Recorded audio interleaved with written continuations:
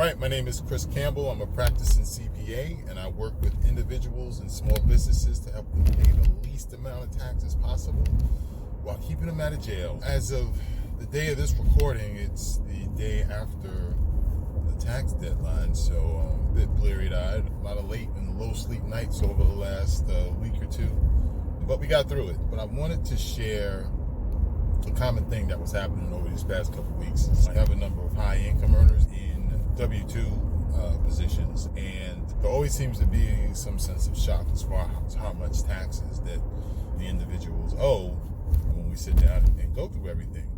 And most of the time they just chalk it up to, you know what, I make good money and the government just wants to take it, but it's usually never a happy time because they wind up owing. And I wanted to just explain, because what I've seen, it's mostly folks that are in usually the same industries, whether that be tech, finance, law, consultants, generally along those lines. But the common thing is that these folks that are usually in these positions have relatively high bonus payouts, where the bonus tends to be double, 3 times the salary, where these individuals really count on the bonus for a good portion of their income. That seems to be the common thread among the folks who wind up having to write a big check come tax day. And I wanted to explain why the occurrences and what it is that you can do to avoid that. You're still going to pay your taxes, especially if you're W-2, tough to avoid. But to explain the phenomenon, most folks in those positions wind up having to write a large check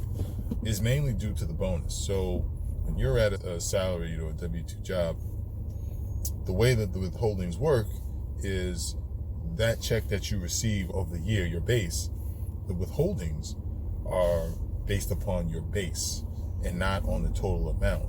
So when your employer calculates the withholdings, they're not taking into account the bonuses that you're going to make. So if you're in a situation where your base is, say, $100,000, when you're expecting another 1 or 1.5 times that, let's say you have a bonus in the neighborhood of $100K to $150K, yeah, you've made $250K. The problem is that initial $100K has been withheld at rates as if you were making $100K for the year.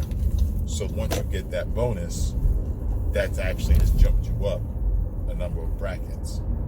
So what tends to happen is, because of that bonus that bumps you up into higher brackets, you didn't have enough withheld from your initial base, because it was withheld assuming you were going to still be in that lower bracket based upon the base. So if you are in that predicament, to better plan for it is you should probably do an estimate at some course over the year. You have some folks do quarterly estimates and they do it every quarter, but another strategy you can do is just do an estimate once. With a lot of my clients, I actually just do an estimate once a year.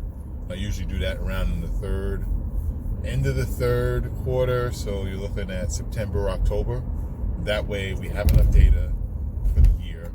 We have a realistic idea of where you're going to be as far as income, but that also gives enough time to make a change. So if you are in a W-2 situation, that gives us enough time where you can go and either change your withholdings or go to your employer and tell them that you want additional funds withheld from your check, so that way you avoid a large bill at the end of the year. Or if you're a business owner, it also gives you enough time to put money aside. Gives you about a good 6 months until the taxes are actually due. But the moral of the story is, if you are in a situation where you find yourself owing a lot that you're uncomfortable with every tax season, get your estimates done. It doesn't have to be every quarter. It's ideal to get it every quarter. You should get at least one done. Do it at the end of the third, like I said, roughly at the end of the third quarter. You don't want to do it too early in the year, because it allows for too much fluctuation when the income and then your estimate could be off by the time what you actually estimated and what you wind up doing in the year. So you do it earlier than that, there's still a lot of time. Third quarter, fourth quarter, not that much time. So you figure, unless something crazy happens with your bonus or something happens, insanely crazy within your business.